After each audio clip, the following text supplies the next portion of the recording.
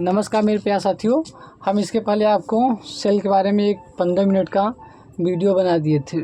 थोड़ा सा शाम हो जाने की वजह से वीडियो सही नहीं आ रहा था, ब्लर होने लगा था, इसकी वजह से हमने मैं वीडियो नहीं बना पाया। अब आगे हम उसको थोड़ा सा रिवाइज़ करवा कर आगे बढ़ते हैं। तो हम पहले बताए थे जूलॉजी में सेल स्टार्ट किए थे। सेल यानी कि कोशिका मतलब कि शरीर की सबसे छोटी इकाई जो है कोशिका है। कोशिका की खोज सर्वप्रथम रॉबर्ट हुक ने किया था। रॉबर्ट हुक जो किए थे वो मृत कोशिका की खोज किए थे। फिर उसके बाद ये पता चला रॉबर्ट हुक मृत कोशिका की खोज किया, हमें तो चाहिए जीवित कोशिका यानी कि लाइव सेल। तो जीवित कोशिका खोज एंटोनी वान लीeuwenhoek ने किया था और मृत कोशिका की खोज रॉबर्ट हुक ने किया था। और कोशिका सिद्धांत स्लाइडेन एवं स्वान ने दिया। तो कोशिका सिद्धांत में स्लाइडेन एवं स्वान ने बताया कि हमारा शरीर जो है वो कोशिकाओं से मिलकर बना है। अतः हमारे शरीर का कोई भी सेल किसी भी स्थान पर नष्ट हो जाता है तो उसके बगल की सेल वहाँ विभाजन करके उस स्थान पर सेल विभाजन करके मतलब कि सेल का स्थान उस खराब स्थान को भर देती हैं, तो पुनर्निर्माण हो जाता है सेल का। ये बता दिया था। अब जैसे मान लीजिए ये भी बताया था कि उसको याद रखना है, किसको, रॉबर्ट हुक को। तो रॉबर्ट हुक को याद करने के लिए हमने एक ट्रिक बताया था। किसी छोटे चीज़ को हुक के माध्यम से पकड़ा जाता है। तो उस मतलब कि ये कोशिका बहुत छोटी चीज़ है, तो इसका खोज किसने किया, हुक। यानी कि छोटी चीज़ को हुक से पकड़ा जाता है। तो रॉबर्ट हुक ने मृत कोशिका की खोज की।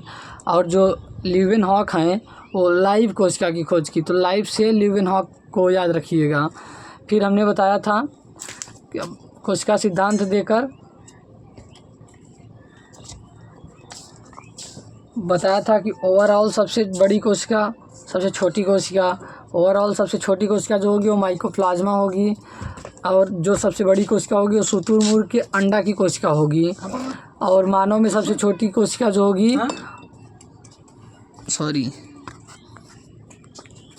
तो फिर हमने ओवरऑल बड़ी कोशिका यानी कि शुतुरमुर्ग के अंडे की कोशिका बताया था। और मानव में सबसे बड़ी कोशिका ओवम अंडाणु, सबसे छोटी कोशिका स्पर्म शुक्राणु, सबसे लंबी कोशिका तंत्रिका कोशिका। तंत्रिका कोशिका में कोशिका विभाजन नहीं होता, सेल डिवीज़न नहीं होता है। आइए आज हम सेल डिवीज़न स्टार्ट करने वाले हैं, यानी कि कोशिका विभाजन। ये देखिए सेल डिवीज़न।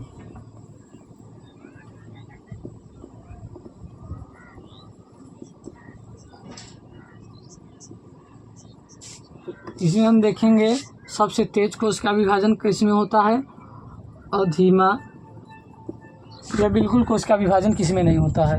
सबसे तेज कोशिका विभाजन और धीमा। तो सबसे तेज कोशिका विभाजन जो होता है वो लीवर में होता है। लीवर यानी कि यकृत। तो सबसे तेज कोशिका विभाजन जो होगा लीवर में होगा। तो लीवर की जो सेल होती हैं वो बहुत तेज़ी से पुनर्निर्माण करती हैं। तो सेल डिवीज़न लीवर में ज़्यादा तेज़ होता है। और मतलब कि सेल डिवीज़न नहीं होगा, बिल्कुल नहीं होता है ब्रेन में। ब्रेन यानी कि ब्रेन में तंत्रिका कोशिका पाई जाती है ना, तंत्रिका कोशिका, इसमें सेल डिवीज़न होता ही नहीं है। किसमें, तंत्रिका कोशिका में। सबसे तेज कोशिका विभाजन लीवर में। और मतलब कि कोशिका विभाजन नहीं होता है ब्रेन में। तो ब्रेन में चोट लग जाने से किसी इंसान के, इसीलिए ब्रेन इतना अंदर है कि जल्दी उसमें चोट तो लगता नहीं है। पहले चमड़ा है, फिर मांस है, फिर हड्डी है, उसके बाद मेनिंजाइट्स की झिल्ली है, उसके अंदर ब्रेन है। तो ब्रेन को बहुत ज़्यादा सुरक्षा दिया गया है, जिसके कारण हमारा ब्रेन जल्दी चोट से प्रभावित नहीं होता। अब किसी किसी के ब्रेन में चोट लग जाता है तो फिर ब्रेन मतलब कि डिस्टर्ब हो जाता है, मेंटल डिस्टर्ब हो जाता है वो आदमी। तो ब्रेन सही से कार्य नहीं करता है। तो ये हम पुनर्निर्माण देख लिए। कोशिका विभाजन, सेल डिवीज़न सबसे तेज लीवर में। और कोशिका विभाजन नहीं होगा तंत्रिका कोशिका में, मस्तिष्क में। तो फिर ये देख लिया। अब आगे देखते हैं। कोशिका के अंदर ना कई सारे अलग अलग पदार्थ पाए जाते हैं।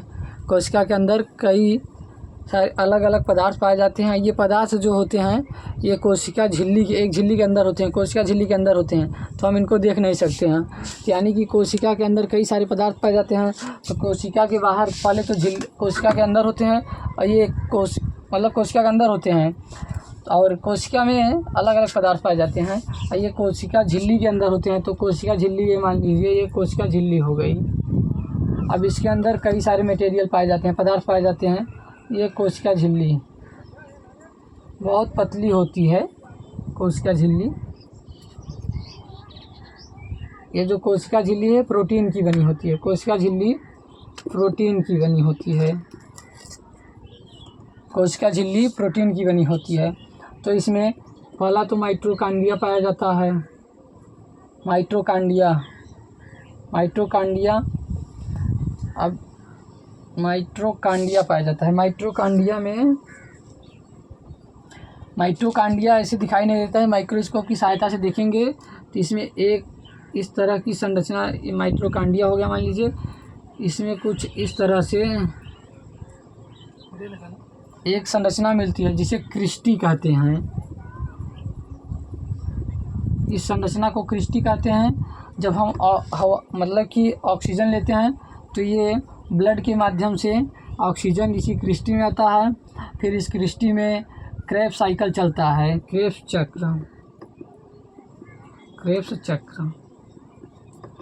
इसी क्रिस्टी में क्रेब्स चक्र चलता है।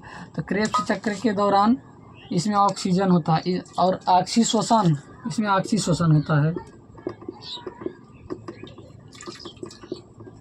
ऑक्सीश्वसन होता है किसमें? माइटोकांड्रिया में ऑक्सीश्वसन होता है। इसमें देखिए ये जो संरचना है क्रिस्टी है, क्रिस्टी इसमें ऑक्सीजन जाता है। फिर इसमें क्रेब्स साइकिल चलता है। क्रेब्स साइकिल जब चलता है तो इसमें 38 ATP बनती है, एडिनोसिन ट्राईफॉस्फेट।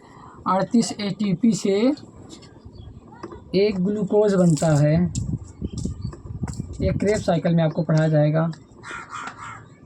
एक ग्लूकोज बनता है, अरे यार ग्लूकोज बनता है। एक ग्लूकोज से हमें 4.2 किलो कैलोरी एनर्जी मिलती है। तो कोशिका के अंदर माइटोकांड्रिया पाया जाता है। माइटोकांड्रिया का संरचना कुछ इस तरह से होता है। इसमें क्रिस्टी नामक संरचना पाई जाती है। इस क्रिस्टी में ऑक्सीजन जाता है। फिर इसमें क्रेब्स साइकिल चलता है। क्रेब्स साइकिल के दौरान इसमें 38 ATP का निर्माण होता है। फिर इस 38 ATP से एक ग्लूकोज बनता है, और इस एक ग्लूकोज यानी कि 1 ग्राम ग्लूकोज से 4.2 किलो कैलोरी ऊर्जा हमें मिलती है। एक ग्राम ग्लूकोज से 4.2 किलो कैलोरी ऊर्जा मिल जाती है हमको।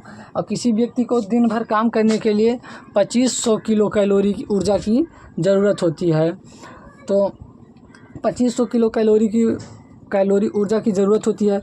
अब देखिए ऊर्जा कहाँ से बनता है? माइटोकांड्रिया बनाया ना क्रेब्स साइकिल चलाकर, तो माइटोकांड्रिया में ऊर्जा बनता है। अब माइटोकांड्रिया ऊर्जा बनाया, तो माइटोकांड्रिया ऊर्जा जब बनाया तो इस ऊर्जा को लेकर कौन जाएगा आगे? अब ऊर्जा भाई माइटोकांड्रिया में बनकर माइटोकांड्रिया में ही रहेगा, तो फिर हमारा काम तो नहीं चलेगा, हमको ऊर्जा चाहिए ना। तो ये जो माइटोकांड्रिया है ये ऊर्जा को बनाता है। तो इसे पावर हाउस भी कहा जाता है ना, पावर हाउस। तो पावर हाउस किसे कहा जाता है? माइटोकांड्रिया को। माइटोकांड्रिया की खोज अल्टमैन ने किया था, और ये ऊर्जा निर्माण करता है। ऊर्जा निर्माण जो करता है माइटोकांड्रिया, जब ऊर्जा निर्माण कर देता है तो इसे हमारे शरीर के अलग अलग भागों तक पहुंचाने का काम कौन करता है, इसके बारे में देखते हैं। 2500 किलो कैलोरी एक व्यक्ति को दिन भर काम करने के लिए ऊर्जा चाहिए होता है। 2500 कैलोरी ऊर्जा दिन भर में चाहिए होता है। तो ये माइटोकांड्रिया। अब माइटोकांड्रिया जो ऊर्जा बनाया उस ऊर्जा को गोल्गी बॉडी, इसमें एक और संरचना होती है गोल्गी बॉडी। ये जो गोल्गी बॉडी होती है यही माइटोकांड्रिया से ऊर्जा लेकर शरीर के विभिन्न अंगों तक ऊर्जा को गोल्गी बॉडी पहुंचाता है। गोल्गी बॉडी की खोज कैमिलो गोल्गी ने किया था। अब देखिए सबसे पहले ये जो गोल्जी बॉडी है ये ऊर्जा किसको देता है? ब्रेन को। सबसे पहले ये गोल्जी बॉडी ऊर्जा किसे देगा? ब्रेन को। माइटोकॉन्ड्रिया से लेकर सबसे पहले ब्रेन को देगा, फिर ब्रेन सक्रिय होगा, भाई उसको ऊर्जा चाहिए, वो भी तभी ना काम करेगा। और हमारे ब्रेन से हमारा हर एक चीज़ जुड़ा हुआ है। नर्वस सिस्टम जब पढ़ेंगे तंत्रिका तंत्र तो बताएंगे कि ब्रेन हमारा जो है, ब्रेन से हाथ पैर आँख कान नाक सब का कनेक्शन ब्रेन से जुड़ा हुआ है। तो आँख कान नाक त्वचा जिह्वा सब तभी काम करेगा जब उसको ब्रेन को एनर्जी मिलेगी, ऊर्जा मिलेगी। तो पहले ग्लूकोज सबसे पहले ऊर्जा किसको देता है? ब्रेन को। सबसे पहले ये क्या बोलते हैं इसको, गोल्जी बॉडी जो है, गोल्जी बॉडी सबसे पहले ब्रेन को ऊर्जा देगी। उसके बाद ब्रेन हमारा सक्रिय हो जाएगा, फिर ब्रेन कार्य करना शुरू करेगा। तो ब्रेन जब कार्य करेगा तो उसके बाद ये विभिन्न शरीर के विभिन्न अंगों को ऊर्जा देना शुरू करेगा। पहले ब्रेन से स्टार्ट करेगा, फिर सबको ऊर्जा देगा, हाथ पैर। अब इस संबंध तो हमें सबसे ज़्यादा ऊर्जा हमारी जिह्वा को चाहिए। भाई बोल रहा हूँ, जिह्वा को चाहिए। और जो मज़दूर लोग होते हैं उनको सबसे पहले उनको ज़्यादा ऊर्जा हाथ पैर में चाहिए, और बोलने के लिए ऊर्जा सबसे ज़्यादा जिह्वा में चाहिए। और मज़दूर लोगों को हाथ पैर में उनको ऊर्जा चाहिए। तो यहाँ तक समझ में आया गोल्जी बॉडी तक। कोशिका विभाजन सबसे तेज़ लीवर में हुआ। और होता ही नहीं है, धीमा की बात छोड़िए, होता ही नहीं है। ब्रेन में यानी तंत्रिका कोशिका होती है, उसमें सेल डिवीज़न होता ही नहीं है। और किसी के यदि ब्रेन में चोट लग जाता है तो फिर ब्रेन डिस्टर्ब हो जाता है। जैसे तेरे नाम और गजनी मूवी में हीरो लोग मार खाए हैं, मतलब कि तो खोपड़िए पे मारा गया है ना, तेरे नाम और गजनी में। तो फिर ये मतलब कि ब्रेन में सेल डिवीज़न होता ही नहीं है। अब आइए, कोशिका के अंदर कुछ अलग अलग पदार्थ पाए जाते हैं, जो कि हमने माइटोकॉन्ड्रिया देख लिया। माइटोकॉन्ड्रिया को पावर हाउस कहा जाता है। माइटोकॉन्ड्रिया ऊर्जा का निर्माण करता है। माइटोकॉन्ड्रिया में क्रिस्टल संरचना होती है, नंगी आँख से नहीं दिखेगा भाई, इसके लिए हमें माइक्रोस्कोप की ज़रूरत पड़ेगी। देखेंगे यहाँ ऑक्सीजन जाता है, फिर खाए पिए पदार्थ का कुछ अंश जाता है यहाँ, फिर क्रेब्स साइकिल चलता है। फिर क्रेब्स साइकिल जो है चलने के बाद वहाँ 38 ATP का निर्माण होता है। फिर 38 ATP से ग्लूकोज का निर्माण होता है। फिर वही ग्लूकोज हमें ऊर्जा के रूप में हम यूज़ करते हैं। हम सीधे ग्लूकोज मतलब कि सीधे ग्लूकोज को एनर्जी के रूप में नहीं ले लेते हैं। फिर ग्लूकोज का फिर मतलब कि अब एक प्रोसेस है जो कि क्रेब्स साइकिल में पढ़ेंगे। क्रेब्स साइकिल का खोज क्रेब्स नामक वैज्ञानिक ने किया। क्रेब्स का खोज क्रेब्स नामक वैज्ञानिक ने किया। ये समझ में आ गया। अब इसके बाद इसमें होता है गोल्जी बॉडी। समझ में आया, गोल्जी बॉडी ज़रूरी है ऊर्जा के आदान प्रदान के लिए, ताकि ऊर्जा के परिवहन के लिए गोल्जी बॉडी बहुत ज़रूरी है, ताकि ऊर्जा को एक स्थान से मतलब कि एक अंग से माइटोकॉन्ड्रिया से ले, फिर उसका ब्रेन को दे, हाथ पैर को दे, जिह्वा को दे, हर अंग को ऊर्जा की ज़रूरत होता है, तो ये ऊर्जा दे। इसके बाद इसमें होता है सेंट्रोसोम। ये क्या करता है? ये सेल डिवीज़न, सेंट्रोसोम ही है कोशिका का विभाजन करता है। सेंट्रोसोम के ही माध्यम से कोशिका का विभाजन होता है। तो सेंट्रोसोम कोशिका का विभाजन करता है। हाँ, कोशिका विभाजन अब यहाँ हो गया। कोशिका विभाजन कौन करता है? सेंट्रोसोम। ज़्यादा कोशिका विभाजन भी अच्छा नहीं होता है हमारे लिए। अब मान लीजिए कहीं मतलब कि यहाँ मान लीजिए जैसे ये है, अब यहाँ पर अगर यदि सेल डिवीज़न ज़्यादा होगा तो हड्डी बड़ी हो जाएगी, फिर ये हड्डी इससे ज़्यादा नहीं मुड़ा, इधर ज़्यादा बड़ा हुआ तो इसके आगे नहीं मुड़ेगा ये हड्डी।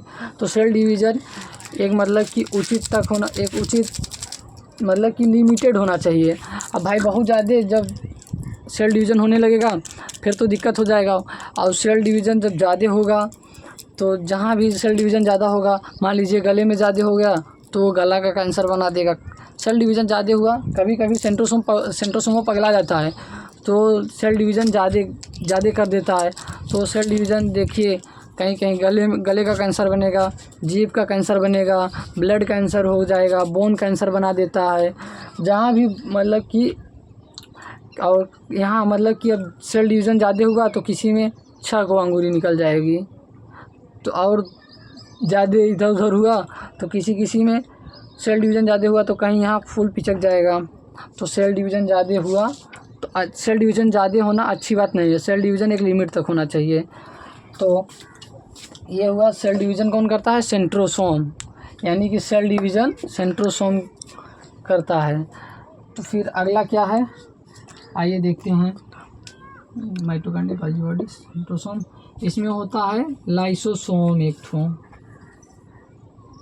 लाइसोसोम ना देखिए, अभी न्यूक्लियस देखते हैं। न्यूक्लियस से पहले वैक्यूल्स देख लेते हैं। इसमें एक वैक्यूल्स पाया जाता है। एक वैक्यूल्स को हम हिंदी में रसधानी कहते हैं। रसधानी हमारे शरीर में जितना भी पानी है वो वैक्यूल संचित करके रखता है। तो क्वेश्चन पूछा जा सकता है कि शरीर में जल को स्टोर कौन करता है? तो वैक्यूल्स यानी कि रसधानी, वैक्यूल्स यानी कि रसधानी। और ये वैक्यूल्स जो है ना, पेड़ पौधों में पाया जाता है और हमारे शरीर में भी। तो ये वैक्यूल्स मतलब कि एक क्वेश्चन बन सकता है, पेड़ पौधों में कोशिका का कौन सा भाग जंतुओं की कोशिका के अपेक्षा मतलब कि जंतुओं के कोशिका में पाए जाने वाले भाग के कौन सा भाग मतलब कि ज़्यादा बड़ा होता है? तो पेड़ पौधे में वैक्यूल्स बड़ा होता है और जंतु कोशिकाओं में छोटा होता है। कौन? वैक्यूल्स। ये वैक्यूल्स हो गया। थोड़ा वैक्यूल्स को नीचे लिखिए।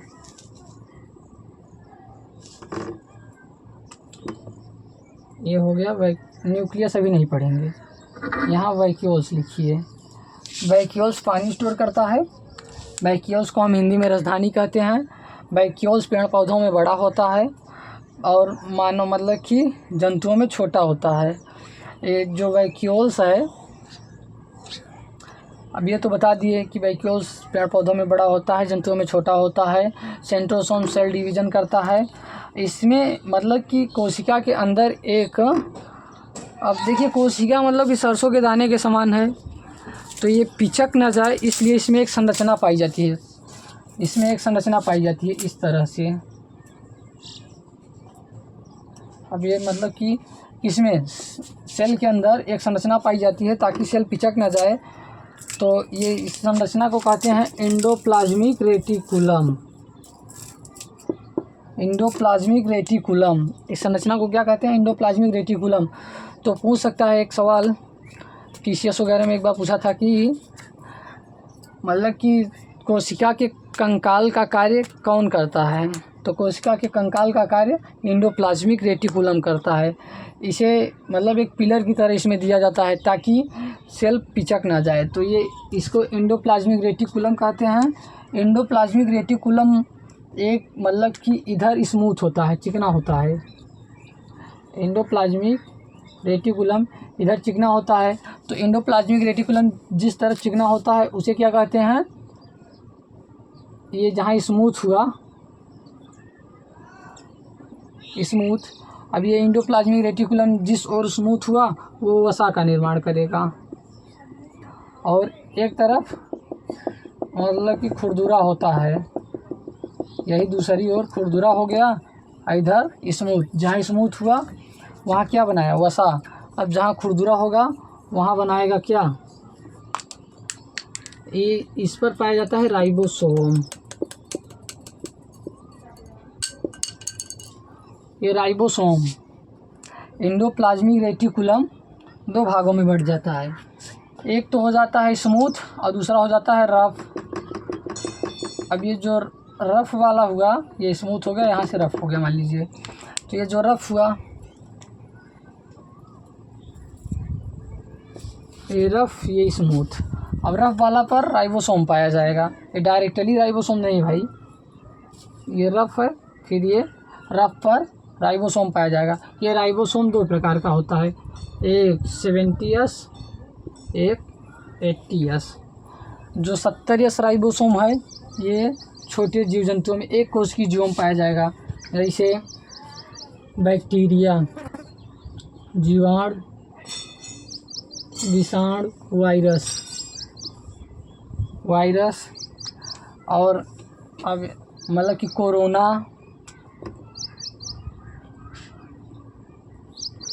कोरोना में भी 70S राइबोसोम पाया जाता है।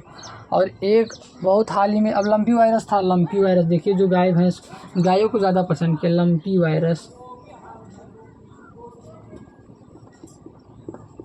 वायरस में भी 70S राइबोसोम पाया जाता है। तो 70S राइबोसोम एक कोश की जीवों में पाया जाता है, जो हमें मतलब कि नंगी आंखों से दिखाई नहीं पड़ती। कोरोना दिखाई पड़ता है नहीं, बैक्टीरिया दिखाई पड़ता है नहीं, विषाणु दिखाई पड़ता है नहीं, लंपी वायरस दिखाई पड़ता है नहीं पड़ता है भाई। तो ये सब हमको दिखाई नहीं पड़ते हैं। तो फिर 70S राइबोसोम जो हो गया छोटे मतलब एक कोश की जीवों में, यही 80S जो है ये हम लोगों में पाया जाएगा। पेड़ पौधों में 80S राइबोसोम होगा। अब जितने भी मतलब कि जीवों को आप देख सकते हो, जिनको आप देख रहे हो, उनमें 80S राइबोसोम पाया जाएगा। जिनको ऊर्जा की ज़्यादा ज़रूरत होती है, इनको ऊर्जा की बहुत ज़्यादा ज़रूरत नहीं होती है, तो इनमें 70S राइबोसोम पाया जाता है। प्रोटीन की बहुत ज़्यादा ज़रूरत नहीं होती है, तो इनमें 70S राइबोसोम पाया जाता है। इनमें 80S राइबोसोम पाया जाता है। फिर जिनमें 80S राइबोसोम पाया जाता है, जैसे जंतु, अब जंतु में सब आ गए, गाय भैंस आदमी और जो भी मतलब कि बस जो दिखाई दे सब आ गया इसी में 80S राइबोसोम में। अब ये जो राइबोसोम है ये काहे का निर्माण करता है? प्रोटीन का।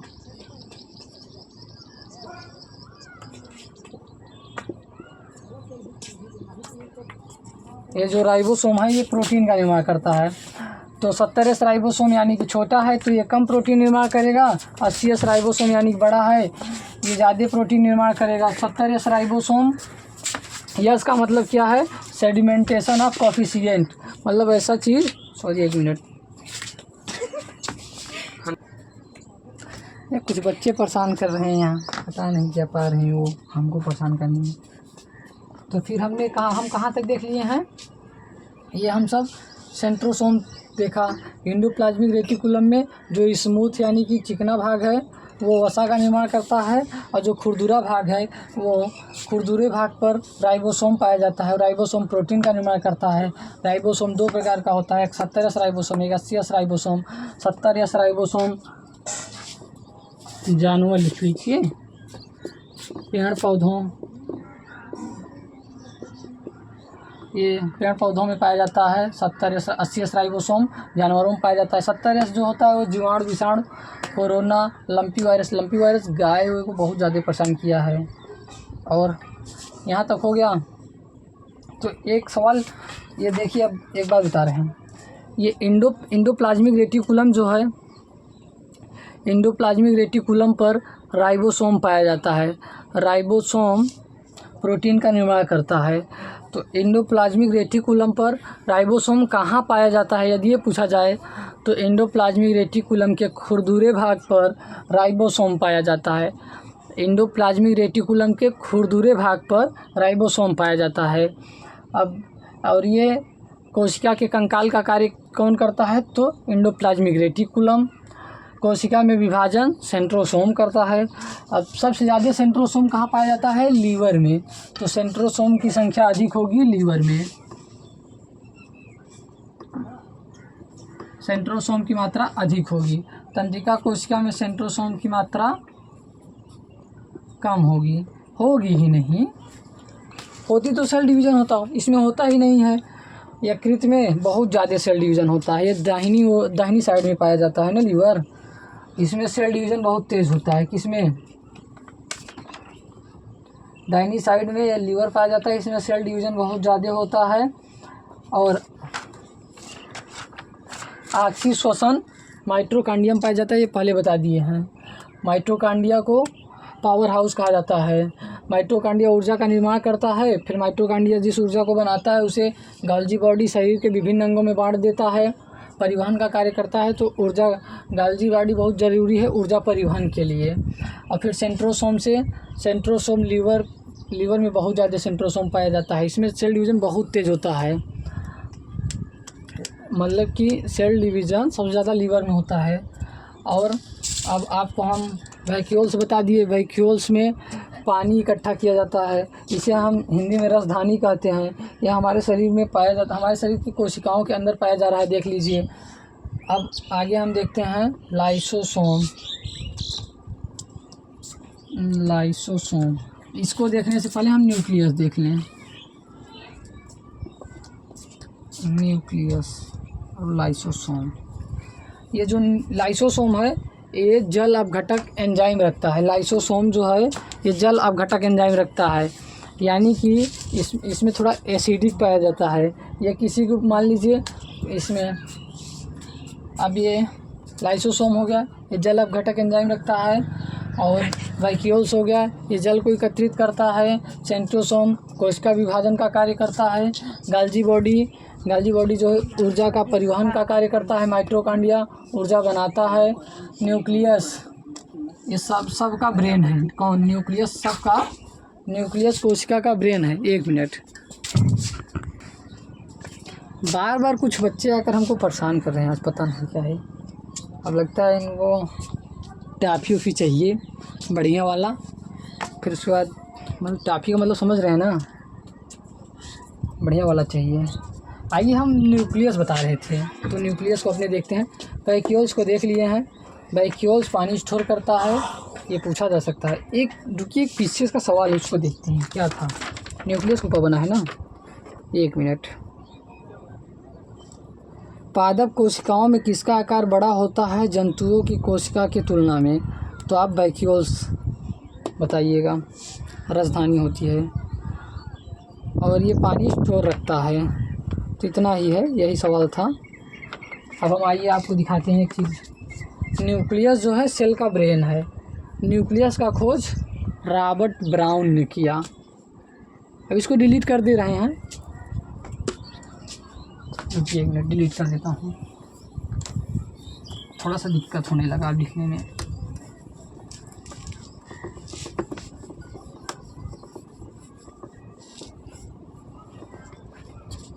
इसे फिर से बनाते हैं।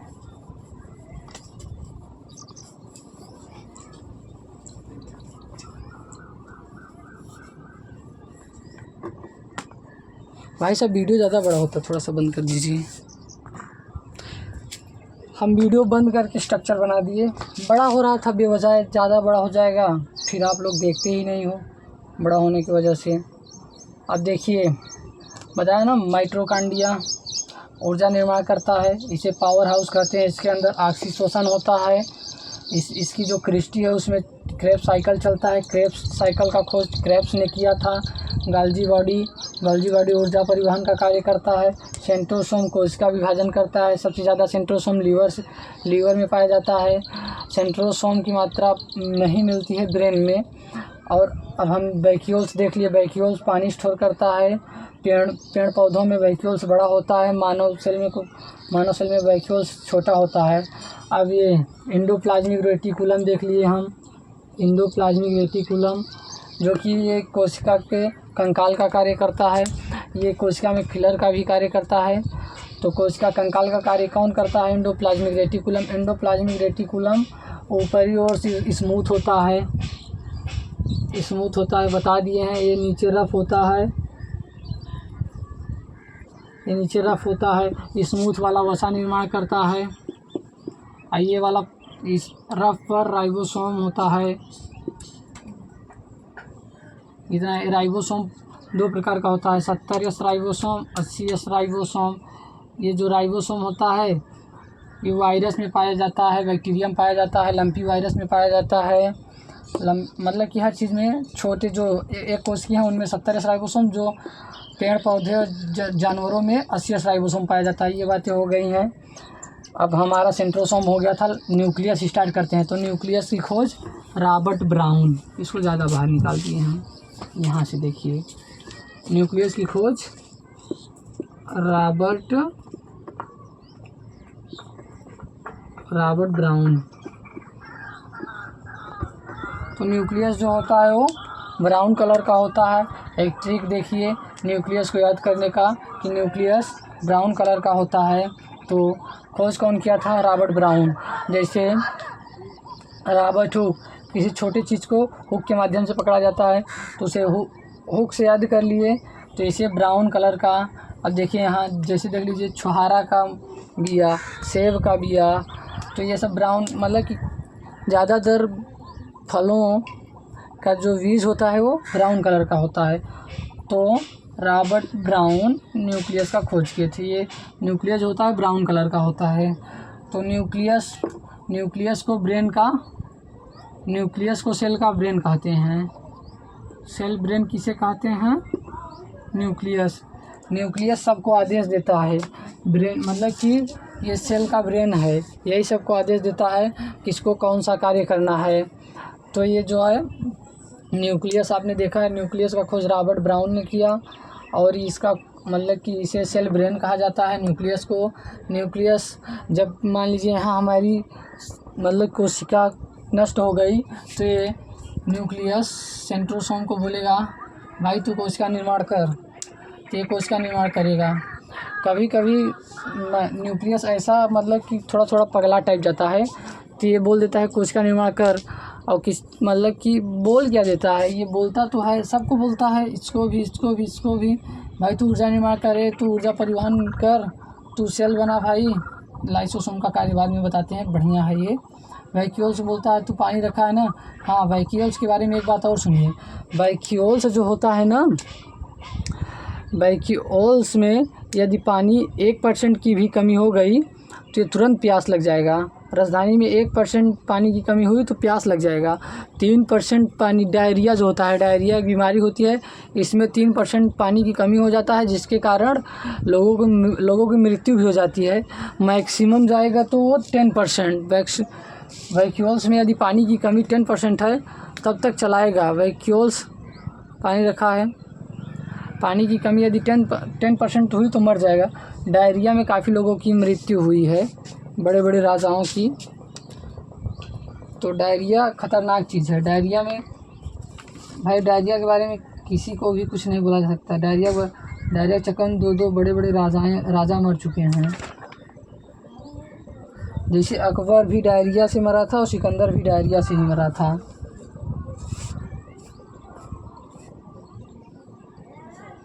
नहीं यार, वैक्यूल्स में पानी की कमी नहीं, सॉरी हो गया।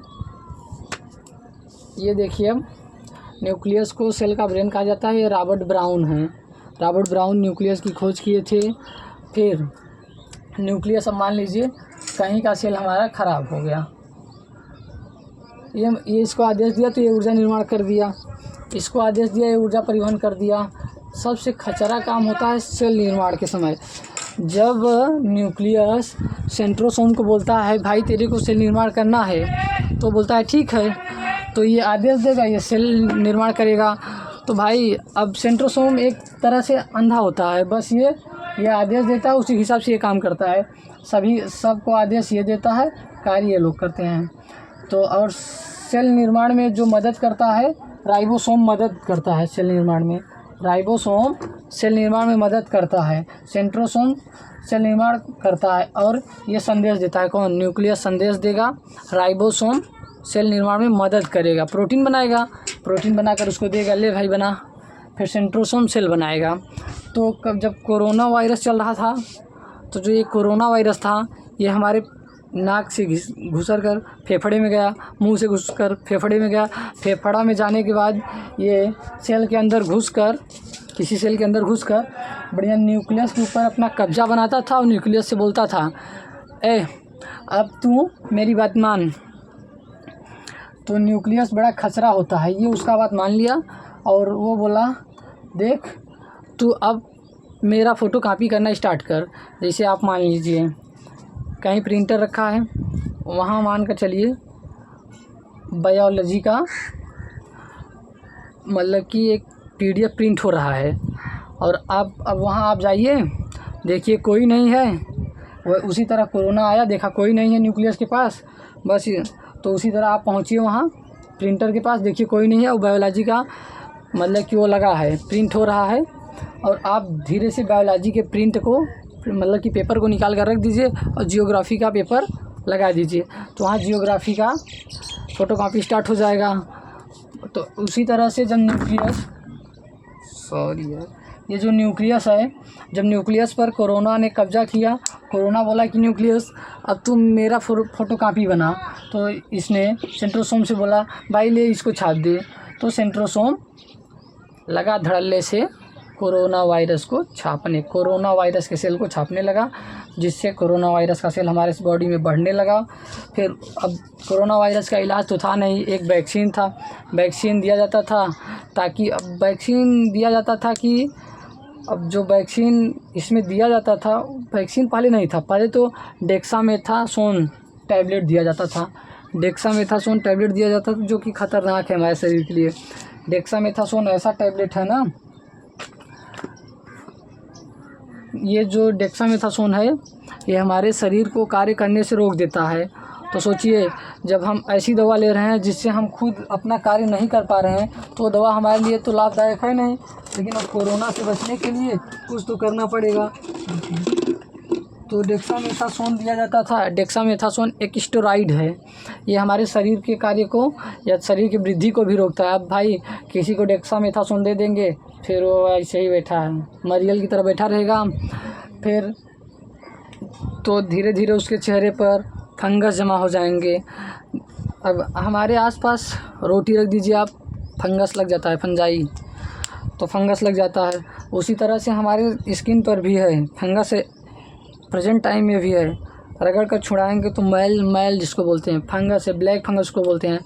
अब ये ब्लैक फंगस जब आदमी मतलब कि स्टेरॉइड दे दिया, डेक्सामेथासोन दे दिया गया, तो इंसान तो कार्य करेगा नहीं, इंसान के मतलब अब सेल डिवीज़न को सीधे रोक देगा, न्यूक्लियस को संदेश देने से मना कर देगा, तो सेंट्रोसोम सेल डिवीज़न नहीं करेगा, तो कोरोना वायरस तो नहीं बढ़ेगा, लेकिन हमारे शरीर की वृद्धि भी रुक जाती है। डेक्सामेथासोन लेना अच्छी बात नहीं है, स्टेरॉइड है, तो ये रुक जाता है।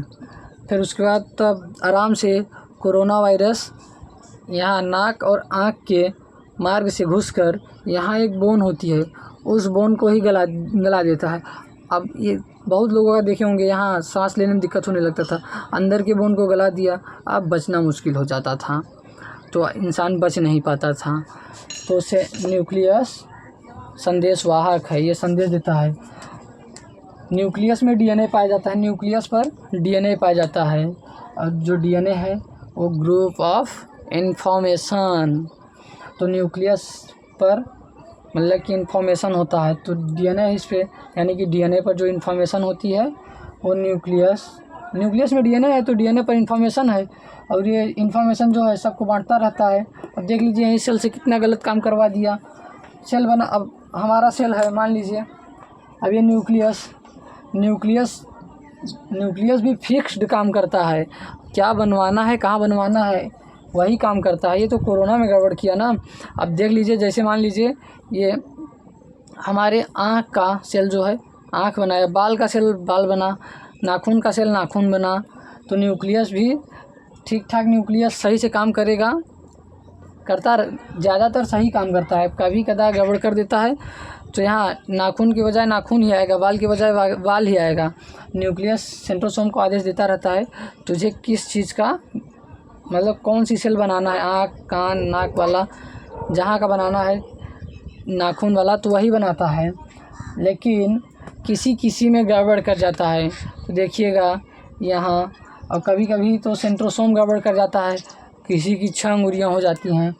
और ये डीएनए जो होता है जब परमाणु विस्फोट होता है ना तब गड़बड़ हो जाता है, तब डीएनए पर का आधा इन्फॉर्मेशन, परमाणु विस्फोट इतना ख़तरनाक होता है कि डीएनए का आधा इन्फॉर्मेशन मतलब कि ख़त्म कर देता है। तो कोई पैदा होगा 3 आँखी हो जाएगी, किसी में नाक ही नहीं रहेगा, जिसका जो डीएनए पर से इन्फॉर्मेशन उड़ा वो चीज़ उसमें से गायब, थोड़ा सा इन्फॉर्मेशन इधर उधर हुआ तो बॉडी स्ट्रक्चर इधर उधर हो जाती है। यही है न्यूक्लियस। आप समझते हैं लाइसोसोम को। लाइसोसोम में एक जल अपघटक एंजाइम पाया जाता है। लाइसोसोम में एक जल अपघटक एंजाइम पाया जाता है। इस जल अपघटक एंजाइम को हाइड्रोलाइटिक एंजाइम कहते हैं। इसे आत्महत्या का थैला भी कहते हैं। किसको? लाइसोसोम को आत्महत्या का थैला कहते हैं। अब ये लाइसोसोम में जल अपघटक एंजाइम पाया जाता है, इसको आत्महत्या का थैली कहते हैं। ये लाइसोसोम जो होता है बड़ा खचरा होता है। ये देखिए क्या करता है। मान लीजिए न्यूक्लियस ने गाल्जी बॉडी को ऑर्डर दिया कि भाई तू बॉडी के हर एक अंग में जल्दी कर ऊर्जा पहुंचा। गाल्जी बॉडी बोला हम न ले जा, तो जा। तो जब बोला हम नहीं ले जाएंगे तो न्यूक्लियस कहेंगे हमसे जुबान लड़ाता है तू, रुक तुझको बताते हैं।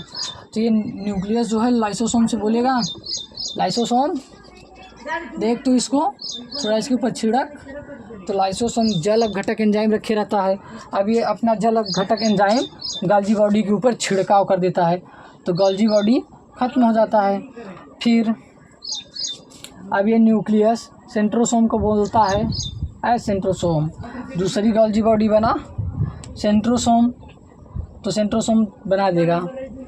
फिर न्यूक्लियस फिर इससे बोलेगा देख भाई तुझसे पहले भी एक गाल्जी बॉडी था, यहाँ तू जो आया है ना इसके पहले भी एक था, उसने सही से काम नहीं किया। तो अब ये पूछेगा काहे? बोलेगा हम बोले थे कि तू अपना काम कर, तो हमसे जुबान लड़ाया, हम लाइसोसोम को ऑर्डर दे दिया, लाइसोसोम इसके ऊपर छिड़काव कर दिया अपने जल का, अपना आशीर्वाद इनके ऊपर दिया, ये जलकर भस्म खत्म हो गया। तो फिर लाइसोसोम का कार्य समझ में आ गया। जो मतलब कि सेल के अंदर जो भी कार्य करने से मना करेगा लाइसोसोम उसको नष्ट कर देगा। लाइसोसोम इसीलिए आत्महत्या का थैला कहते हैं। अब आइए देखें फिर ये गाल्जी बॉडी अब ये सही से काम करेगा। अब कभी कभी क्या होता है कि मान लीजिए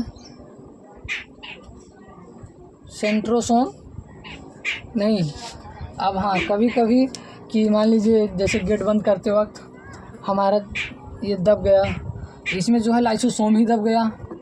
तो लाइसोसोम के अंदर भाई एसिड है, हाइड्रोलाइटिक एंजाइम है जिसको हम जल अपघटक एंजाइम कहते हैं। अब भाई ये जब थोड़ा सा छिड़काव करता है तो सब तो मर जिसके ऊपर कर देता है वो मर जाता है। जो काम यहाँ खचरैया से करेगा लाइसोसोम न्यूक्लियस क्या सीधे लाइसोसोम से बोलते हैं देख तो भाई उसको थोड़ा सा सुधार दे, वो छिड़क देता है, वो मर जाता है। अब चाहे माइटोकॉन्ड्रिया हो, गाल्जी बॉडी हो, सेंट्रोसोम हो, वैक्यूल्स हो, सबको बर्बाद करते रहता है। कौन? लाइसोसोम। लाइसोसोम एकदम मतलब कि एकदम तैनात रहता है गोली लिए कि हाँ हमसे टकराएंगे। तो न्यूक्लियस के लाइसोसोम के साथ बहुत ज़्यादा मतलब कि बहुत ज़्यादा वो है संबंध, बहुत मस्त संबंध है। याद देता है, ये कर देता है। तो अब जो न्यूक्लियस है नहीं लाइसोसोम, चोट से लाइसोसोम दब कर मर गया। अब लाइसोसोम का जो जल अपघटक एंजाइम था वो इस पूरी कोशिका को नष्ट कर दिया। भाई जब छिड़कता था तो सब मर जाते थे। अब ये इसका जो लाइसोसोम का जल अपघटक एंजाइम था जहाँ जहाँ तक गया वहाँ तक की सेल को बर्बाद कर दिया। तो फिर अब जब देखते होंगे जब दबता होगा तो काला हो जाता होगा, और जब काला होता है तो बुखार देखिए आ जाता है। डिफेंस मैकेनिज़्म हमारा एक्टिव हो जाता है। फिर जब बुखार होता है तो डिफेंस मैकेनिज़्म एक्टिव होता है, फिर सारी कोशिकाएं एक्टिव होंगी। देख तो भाई कहीं कुछ आया ज़रूर है। तो फिर जब बॉडी टेम्परेचर बढ़ता है तो पूरी कोशिकाएं एक्टिव हो जाती हैं कि भाई देख कोई आया है। जैसे कोरोना आता था तो कोरोना के प्रति जागरूकता कौन दिखाता है? सेल उसको मारेगा, हमारा सेल मारेगा। तो फिर यहाँ फिर ये जो चोट लगा ये बर्बाद हो गई। तो अगर तो आप सब कोशिकाएं जल्दी से दौड़ना स्टार्ट करेंगी। फिर दौड़कर जब आएंगी देखेंगी तो यहाँ इनका तो खेला समाप्त हो चुका रहेगा इस सेल का। तो वो सब थोड़ा थोड़ा अब ये काला हो जाएगा। तो यहाँ अब जो अदर सेल हैं वो अपना लाइसोसोम में से अपना जल अपघटक एंजाइम निकाल कर छिड़काव करेंगे, ले ले ले ले। फिर अब जब जिस सेल वाला लाइसोसोम अपना जल अपघटक एंजाइम छिड़काव करता है वो वाला सेल का जो गाल्जी बॉडी, सेंट्रोसोम और ये वैक्यूल्स होता है वो बड़ा मस्त हो जाता है। अरे तोरा बंदूक का गोली तो ख़त्म हो रहा है। अब तो हम आराम से, जैसे मान लीजिए 10 क्रिमिनल है, अब 10 क्रिमिनल में से एक मान लीजिए बंदूक में 4-3 जो भी गोलियां हैं, 10 को नहीं है, कुछ कम है, तो मारने के बाद अब वो आखिरी गोली है और जितने लोग बचेंगे, अब मान लीजिए 4 लोग बचे हैं, उसमें से एक गोली है तो एक को ही मारा जाएगा, तो 3 लोग मस्त हो जाएंगे। अरे भाई अब तो ये उसको मारेगा ना, हम बच जाएंगे। तो अगला सेल का जो लाइसोसोम होता है वो कहता है ज़्यादा मस्त ना होइए, हम पूरा नहीं छिड़केंगे। तो इसको एक दिन में देखिए जो काला हुआ रहता है वो हफ्तों महीनों में ठीक होता है। तो हर सेल थोड़ा थोड़ा लाइसोसोम से अपने हर सेल का लाइसोसोम थोड़ा थोड़ा जल अपघटक एंजाइम इसमें डाल दे, छिड़कता रहता है, फिर वो नष्ट हो जाता है एकदम से, फिर वो ख़राब होकर के उगल जाता है, निकल जाता है। फिर न्यूक्लियस अब बगल वाली जो सेल है वो उस कोशिका मतलब कोशिका के स्थान को भरेंगी। स्लाइडिन वन स्वान ने बताया था कोशिका सिद्धांत को कि हमारा शरीर कोशिकाओं से मिलकर बना है। यदि हमारी कोशिका कहीं की कोशिका नष्ट हो जाती है तो उसके स्थान को उसके बगल वाली कोशिका भरेगी सेल डिवीज़न के दौरान। तो सेल डिवीज़न होगा फिर भर जाएगा। ये हुआ। कभी कभी हमारे अंदर मान लीजिए क्या आ गया, मलेरिया आ जाता है, तो पहले तो हल्का है तो मतलब कि हल्का है तो सेल हमारा निपटा देगा, और ज़्यादा है तो फिर वो हमको एक वैक्सीन दिया। जैसे पोलियो का बच्चा पैदा होता है तो पोलियो पिलाया जाता था, उसके बाद बच्चे में जब 7-8 साल का हो जाता है तो पोलियो तब पोलियो की बीमारी लगती है, तो पोलियो पहले ही पिला दिया गया है। अब वो मुख से पिलाया गया उसे पूरे शरीर में, मतलब कि अब ब्लड के माध्यम से पूरे शरीर में पूरी कोशिकाओं में पोलियो का जो ड्रॉप है वो पहुंच गया है। तो इसके पास तो भाई पोलियो का ड्रॉप आ गया है। अब आकर इसके पास यदि पोलियो बोले कि भाई तू मेरा फ़ोटोकॉपी करवा, तो ये कहेगा वो रुक पीछे जाते हैं, देखेगा वो 7-8 साल पहले हम तो पोलियो का ड्रॉप पाए हैं, तोरा फ़ोटोकॉपी ना होई, तुमसे पहले लड़ाई हमारी हो चुकी है, तो हम आपसे रिश्ता नहीं रख सकते हैं।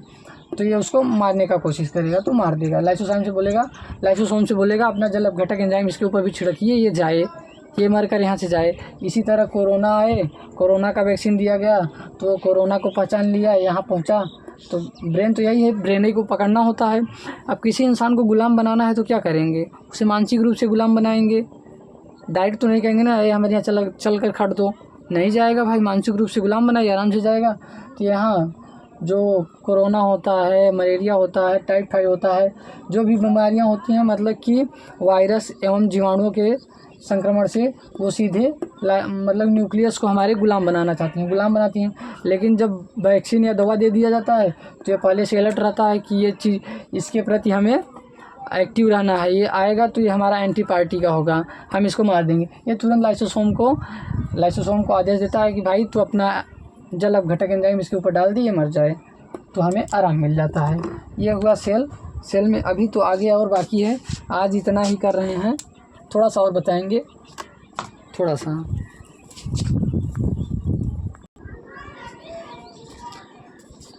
अब देखिए, और ये जो न्यूक्लियस चचा हैं, कभी कभी चोट लगता है तो न्यूक्लियस ही मर जाता है। फिर अब न्यूक्लियस नहीं है तो आदेश नहीं देगा, और जब आदेश नहीं देगा तो ये अपने मन का काम करेंगे, ये अपने मन का। फिर ये लाइसोसोम कहेंगे ओए ले लो हम अपने मन से कर रहे हैं। तो लाइसोसोम जब एकदम देखता है कि अब इसका मजाक उड़ाया जा रहा है तो एकदम पीड़ित होता है। फिर उसके बाद ये कुछ नहीं करता, अपने आप को फाड़ देता है, और जब फाड़ देगा तो पूरी सेल में जो थे सबका खेला समाप्त हो जाता है। तो फिर अब ये उसके बाद ये इतना हो गया। अब देखिए, ये अगर इसी तरह खुला रहेंगे तो लाइसोजाइम बड़ा ख़तरनाक चीज़ है भाई। ये जब मन तब फाड़ देता है, छिड़क देता है। तो फिर आपस में रहेंगे तो मान लीजिए हम लेट गए, कोशिका दब गई, तो ये जो है लाइसोसोम फट जाएगा और जल अपघटक एंजाइम निकल कर हमारे पूरे सेल को बर्बाद कर देगा। तो फिर तो हम बर्बाद हो जाएंगे। तो इससे बचाने के लिए कि इन सब में दूरी मेंटेन रहे और ये सब अपने स्थान पर एकत्रित रहें, तो इसके अंदर क्या पाया जाता है, एक जीव द्रव्य पाया जाता है जिसे प्रोटोप्लाज्म कहते हैं। ये देखिए, इस तरह से प्रोटोप्लाज्म पाया जाता है। ताकि ये सब अपने स्थान पर बने रहे, स्थानबद्ध रहें। अदरवाइज़ ये एक दूसरे से टकरा कर कहीं लाइसोसोम फूट गया तो अपना जल अपघटक एंजाइम कहीं सेंट्रोसोम के ऊपर सब पूरी सेल को बर्बाद कर देगा। इतना ना खतरा होता है, इससे बहुत ज़्यादा बचाव किया जाने के लिए ये सब किया गया। ये देखिए आपका अपना जीव द्रव्य बेचारा। सेल को ज़िंदा ना रखना है, सेल ज़िंदा नहीं रहेगा तो हमारी बॉडी कहाँ से एक्टिव रहेगी, सही रहेगी ही नहीं। तो सेल को ज़िंदा रखने के लिए इसमें जीव द्रव्य डाला गया, इसे प्रोटोप्लाज्म कहते हैं, जीव द्रव्य। इसकी खोज जो किए थे पुरकिंजे, नामकरण किए थे, पुरकिंजे नामक वैज्ञानिक ने नामकरण किया। और हेक्सले एक वैज्ञानिक थे, हेक्सले, इधर आ रहा है कि नहीं, हेक्सले, इन्होंने इसे जीवन का भौतिक आधार बताया। कौन? हेक्सले।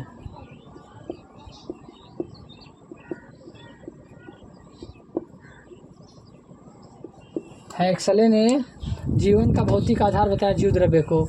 जीव द्रव्य ना होता तो ये आपस में टकरा जाते, फिर टकरा कर लाइसोसोम फट जाता, लाइसोसोम फटता तो उसमें से क्या निकलता? जल अपघटक एंजाइम। फिर ये जल अपघटक एंजाइम सबको बर्बाद कर देता, यानी कि पूरा सेल बर्बाद हो जाती। फिर भाई सेल डिवीज़न कहाँ से होता जब सेल ही ना रहता सही से, तो होबे नहीं करता। तो इसके लिए जीव द्रव्य इसमें पाया जाता है। अब ये जो जीव द्रव्य है इसका नामकरण पुरकिंजे ने किया, हेक्सले ने इसे जीवन का भौतिक आधार बताया, बहुत ज़रूरी बताया। इसी में ये जो है जीव द्रव्य 90% इसमें जल होता है, नहीं 95%, 95% जीव द्रव्य में क्या होता है? जल होता है। इसी में जब 1% की कमी होती है तो प्यास लगता है, 3% की कमी हुई तो डायरिया जैसा घातक बीमारी हो गया। और डायरिया के चक्कर से अकबर जैसा महान राजा मरा, सिकंदर जैसे महान राजाओं ने डायरिया के शिकार से मर गए। तो ये हुआ 10% की कमी हो, यदि यहाँ 1% की कमी होती तो प्यास लग जाता, 2% का कमी हुआ तो एकदम मुंह सूखने लगता है, थूक तक नहीं बनता है मुंह में। तो फिर एक बार पीसीएस में पूछा गया था सवाल, कोशिका झिल्ली के आर पार जाया जा सकता है या नहीं। ये जो कोशिका झिल्ली है आपका, पीसीएस में पूछा गया था कोशिका झिल्ली के अंदर आर पार जाया जा सकता है कि नहीं। तो भाई देखिए, यदि न जाया जा सकता तो जो अदर, मतलब ये मान लीजिए सेल नष्ट हुई, अदर सेल अपना लाइसोसोम का जल अपघटक एंजाइम इसके ऊपर छिड़कवा कर इसको बर्बाद करते हैं, कि मतलब इसको नष्ट करके ठीक करने का जुगाड़ करते हैं कि ये ख़त्म हो, फिर धीरे धीरे सही हो जाएगा। तो यानी कि ये तो अर्धपारगम्य झिल्ली है, इसे अर्धपारगम्य झिल्ली कहते हैं। हाँ, इसमें आर पार जा सकते हैं, इसे अर्धपारगम्य सेमी परमिएबल मेम्ब्रेन कहते हैं, अर्धपारगम्य झिल्ली। यदि ये आर पार न कर पाते तो दूसरी सेल जो थी वो अपना लाइसोसोम का जल अपघटक एंजाइम कैसे छिड़क पाता? नहीं छिड़क पाया, जिसके कारण ये मतलब न छिड़क पाता तो फिर वो हो जाता।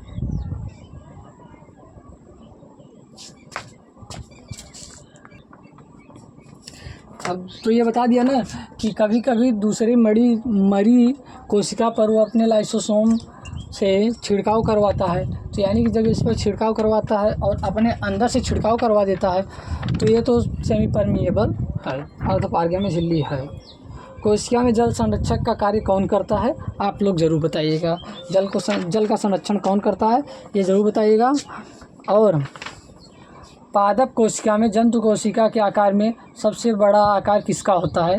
ये कमेंट में ज़रूर बताइएगा। आप लोग एसएससी वाले हो, बीपीएससी वाले हो, सब के लिए फाउंडेशन बैच चल रहा है। तो इतना आज हो गया। अब इसका कल हम डिफिनीसन पूरा जितना आज समझाएं कल इसको लिखवा देंगे तो पूरा हो जाएगा। चलिए, जय हिंद मेरे प्यारे साथियों। ये अर्धपारगम्य झिल्ली होता है। अब तो हो गया ना, कुछ बचा है नहीं। जीव द्रव्य का नामकरण पुरकिंजे, हेक्सले ने इसे जीवन का भौतिक आधार बताया है। अब इस जो स्मूथ था एंडोप्लाज्मिक रेटिकुलम, दो प्रकार का, स्मूथ वाला वसा, ये वाला रफ वाले पर राइबोसोम होता है। तो राइबोसोम कहाँ होता है? रफ वाले पर होता है। ये एक बार देखिए, छोटा सा एक वो है, राइबोसोम एंडोप्लाज्मिक रेटिकुलम पर रहता है। प्रोटीन निर्माण राइबोसोम के ऊपर उपस्थित मतलब कि प्रोटीन निर्माण जो करता है मतलब कि रफ के ऊपर उपस्थित राइबोसोम से प्रोटीन का निर्माण होता है। ये हो गया आपका। ये चलिए